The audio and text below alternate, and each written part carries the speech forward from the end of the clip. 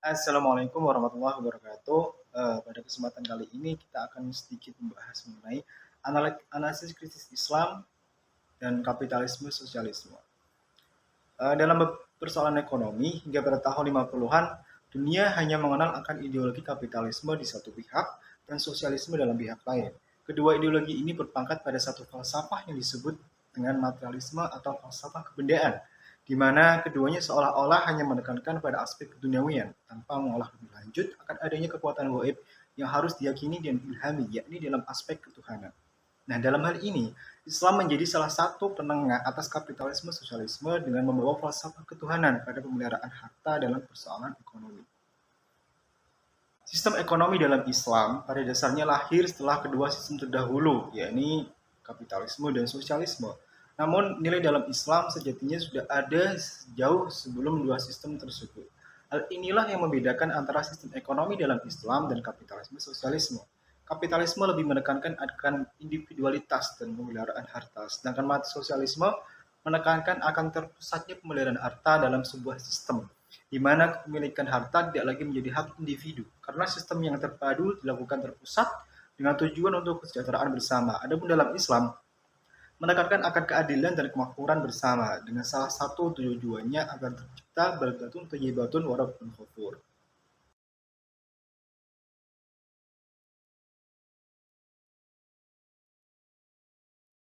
Kemudian bagaimana sistem ekonomi dalam Islam? Pada dasarnya, Islam mempunyai salah satu misi, yaitu menegakkan peradaban, di mana pada masa sebelum datangnya Islam, Arab Jahiliyah dikenal sebagai bangsa yang jauh dari asas kemanusiaan.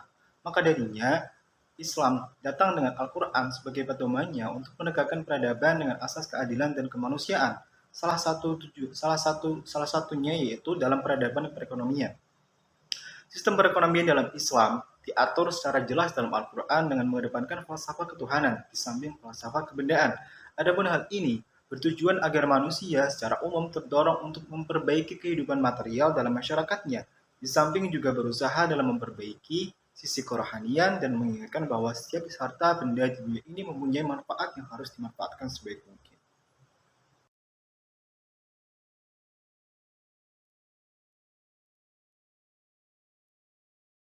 Lalu bagaimana pandangan Islam terhadap harta? Dalam hal ini, Islam memandang bahwa harta merupakan sesuatu yang vital dalam kehidupan manusia.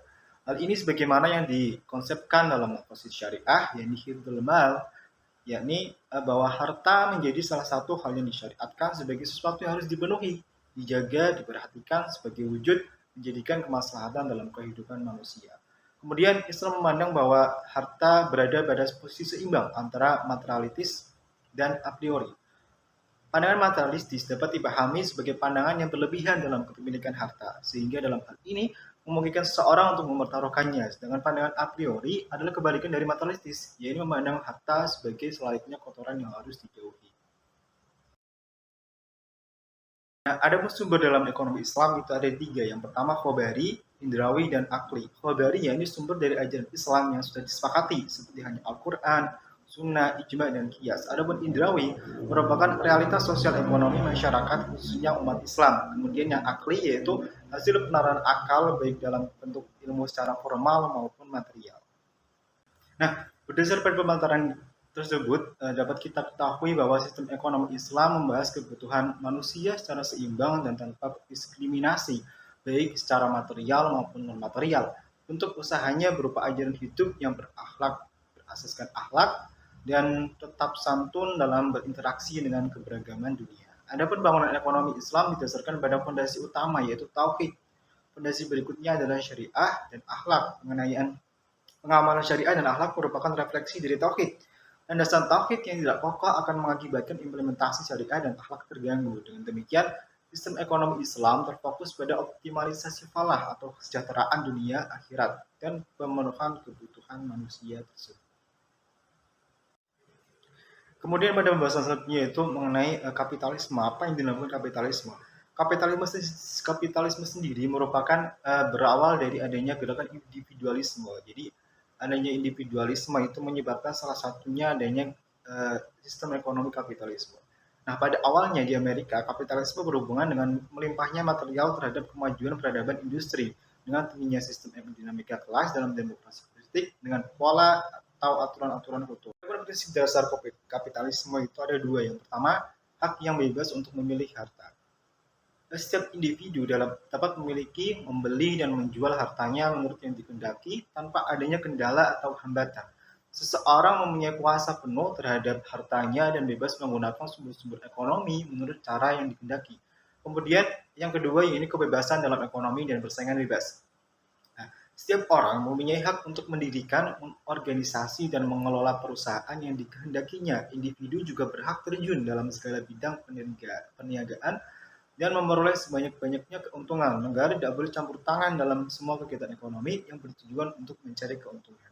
Prinsip dasar sosialisme yaitu ideologi yang beranggapan bahwa pemilikan harta bersama merupakan cara hidup yang paling baik. Sosialisme tidak menyukai adanya hak milik pribadi, karena hak milik pribadi membuat manusia egois dan menghancurkan keselarasan masyarakat yang alami. Sehingga dalam perihal ekonomi, sosialisme menginginkan adanya perorganisasian produksi oleh negara sebagai sarana untuk menghapus kemiskinan dan penghisapan orang kecil. Sosialisme menyerukan persamaan hak bagi semua lapisan, golongan, dan kelas masyarakat dalam menikmati kesejahteraan, kekayaan, dan kemakmuran.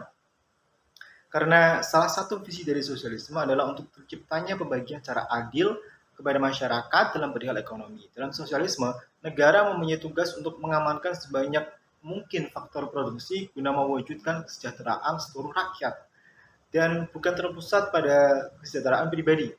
Nah, dari beberapa pemaparan tersebut dapat diambil kesimpulan bahwa kapitalisme berawal dari konsep laissez-faire, di mana setiap orang mempunyai kebebasan dan memiliki harta sesuai dengan hasil produksinya. Adapun sosialisme berpandangan bahwa ia tidak mengakui hak milik atas individu, karena hal ini didasarkan pada mendahulukan kepentingan bersama dibanding dengan kepentingan individu. Bahkan mengorbankan kepentingan individu untuk kepentingan orang banyak. Sedangkan dalam Islam, kepemilikan harta sejatinya adalah milik Allah. Manusia sebagai khalifahnya di bumi mengemban amanat dalam kepemilikan harta, di mana ia ditugaskan untuk mendistribusikannya dengan cara syariat. Namun hal ini bukan berarti bahwa manusia tidak memiliki hak milik atas kepemilikan harta. Islam mengakui hak kepemilikan atas individu, tetapi dalam penerapannya harus dilakukan dengan jelas kebenaran yang disebut dengan akhlak dan berlandaskan atas syariat. Pada dasarnya, antara Islam, kapitalisme, dan sosialisme, ketiganya memiliki tujuan untuk menciptakan keadilan dalam masyarakat, di mana hal tersebut didasarkan pada perspektifnya masing-masing. Namun perbedaan yang mendasar pada ketiganya yakni mengenai cara atau operasional dalam mencapai tujuan tersebut. Kapitalisme sosialisme merupakan sistem yang menafikan mengenai norma-norma agama dalam operasionalnya, sedangkan dalam Islam segala cara atau operasional didasarkan pada etika yang telah diatur oleh agama melalui syariat. Dengan demikian, Islam menganggap bahwa operasional dalam harta atau kekayaan berlandaskan pada Allah dengan pengharapan untuk mendapatkan ridhonya. Dan sekian dari apa yang dapat saya sampaikan. Selebihnya mohon maaf. Assalamualaikum warahmatullahi wabarakatuh.